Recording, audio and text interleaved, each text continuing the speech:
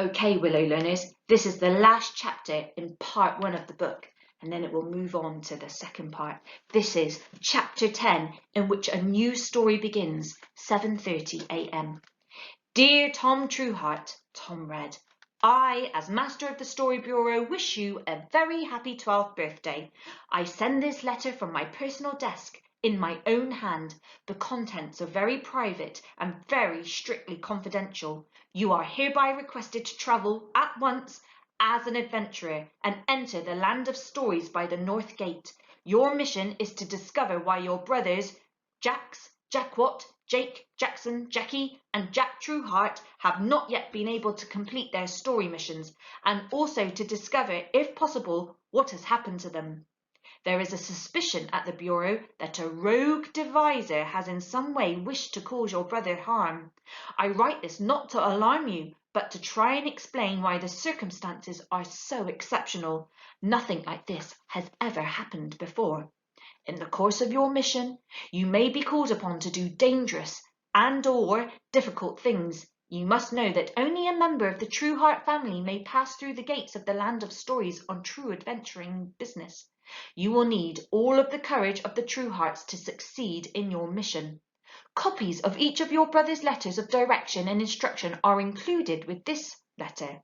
These will at least help you in the general areas and type of stories on which they have so bravely embarked. Enclosed is also a map, a copy of the rules of the land of stories itself, and a gate pass, signed by me personally, which will enable you to enter the land of stories at any of the entry gates.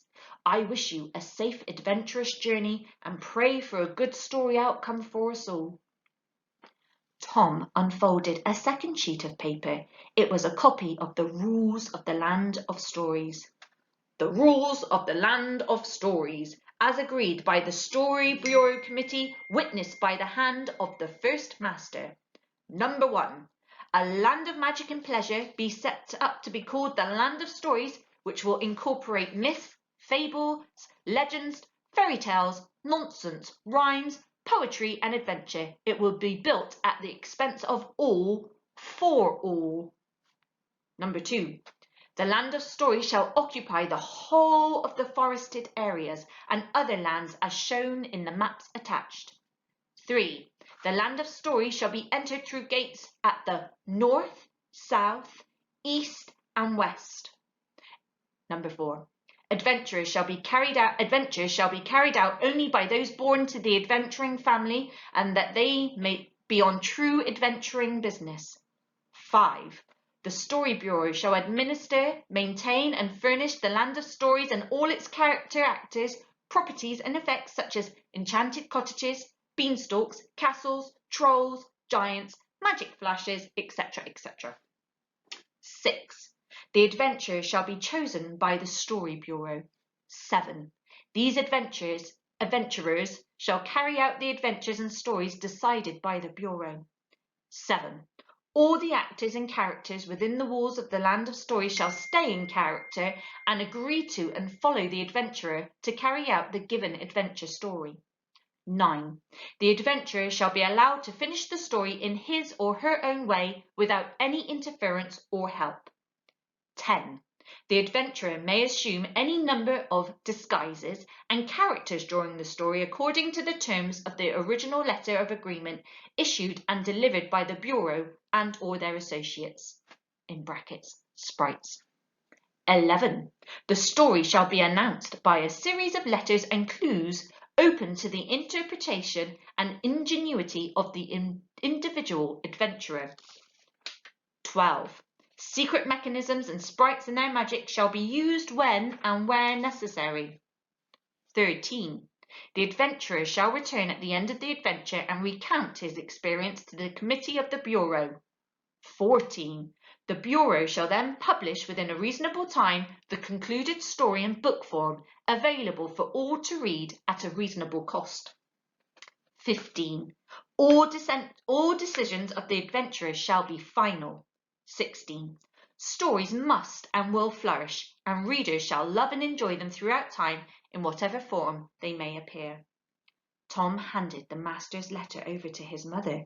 He saw no harm in her knowing the contents. She was a Trueheart after all. She read the letter and shook her head. I knew it, she said. I felt it so strongly. I knew something was up. It can't really be for me, Mum, can it? It doesn't really make sense. It must be a mistake. It's no mistake, Tom. The master of the Story Bureau doesn't ever make mistakes. He means for you to go, and go right now as well. He knows that something terrible may have happened to your brothers. I'm afraid, Tom. I'm really afraid now. She hugged Tom tight and began to cry a little. Tom pulled away. I'll go, he said. I shall find them. I go to the North Gate first. It can't be all that hard, can it? Tom asked fearfully. Wait.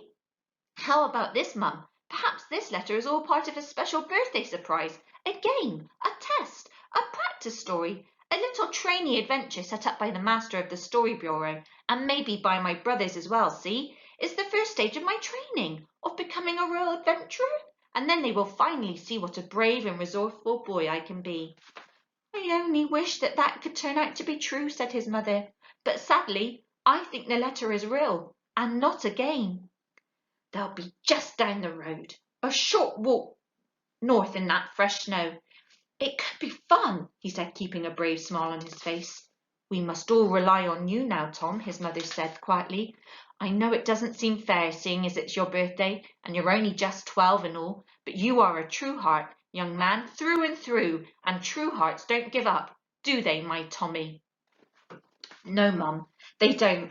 Right then, I will go, and go right now. Come on, I'll show them. His mother slowly fetched all the things the brave adventurer might need. She brought out one of the oak pack-staffs, a shorter, lightweight one, more suitable for a boy of Tom's build. Then she found the last unused square of the special Trueheart pattern cotton in the dresser drawer. She laid it out flat on the table. She had to hold back a tear, for she had been saving this last little square of cloth for when Tom was finally trained and ready for his first proper story. She never thought in her wildest dreams that she would be making up his first adventure picnic so soon, and under such circumstances. She straightened, took a deep breath, and fetched the pumpernickel bread, some cheese, a cooked sausage, some dried fruit and nuts, and an apple. She put some candle stubs and matches in. She automatically pulled out a stone bottle of strong ale from the larder, but then she looked across at Tom, who stood with his back to her for a moment, looking out at the window at the snow. She noticed how young and vulnerable he looked with his narrow shoulders and his silly wild hair, so she put the ale back. She found something more suitable tucked away on a back shelf of the larder, a bottle of her home-brewed ginger beer, and she added that to the picnic instead. She wrapped the food and drink in the Trueheart cloth and tied it good and tight to the little staff. Tom went in and found his best pair of stout boots, but they were not quite 7 league, but they would be good enough. He grabbed his shield from the rack, buttoned up his warm tunic, and he was ready. He stood for a moment in the quiet kitchen. I'm 12 years old now, Mum. I'll be all right, really. I promise, he said. I'll find out what's happened, and I'll show them all. I'll show everyone I can do it. Just you wait. I'll bring them all back safe and sound, Mum. I really will. The thought of setting off alone beyond the safety of his garden gate and out into the unknown world, a world of cunning wolves and sprites and danger and transformation and real adventures, still scared him.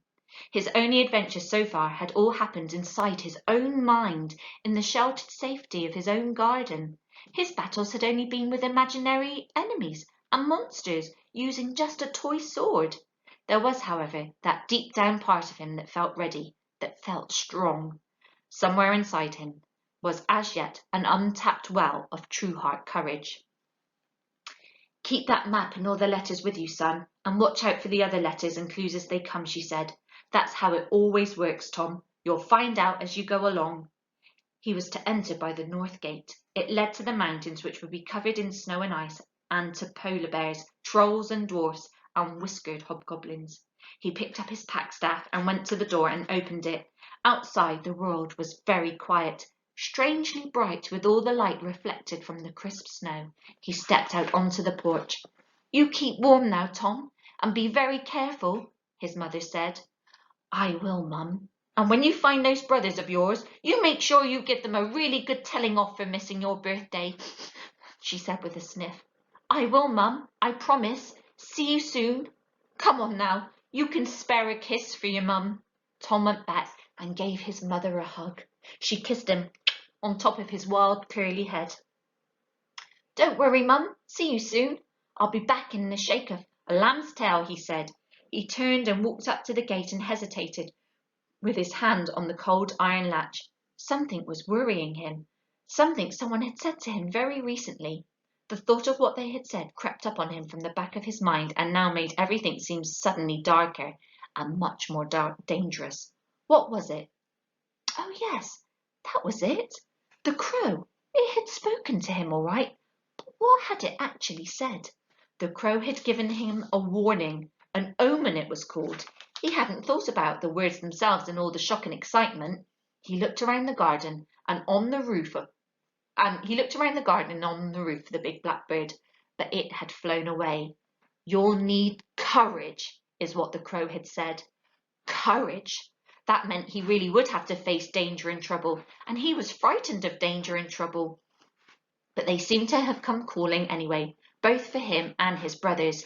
He had no choice now. It was clear what he had to do. He just wished he didn't have to do it all on his own. You'll need courage. He turned and gave his mother a final brave smile and a wave, took a deep breath, and then opened the garden gate and stepped out. His mother watched him walk away slowly through the deep snow. After all, she thought, every big adventure starts with that one little step. Before she shut the door, she watched Tom walk as far as the bend. She looked at the empty road after he had gone and waited a moment in the quiet of the cold morning. Shake, shake, she said, and shook her hand twice, as if it were a lamb's tail. But although she waited a moment longer, Tom didn't come back. Look, and there's a picture of his mum waving. Wow, we've come to the end of part 1. We're going to be on part 2, but I shall read that next time. Hope you're enjoying it so far. Bye, year 2.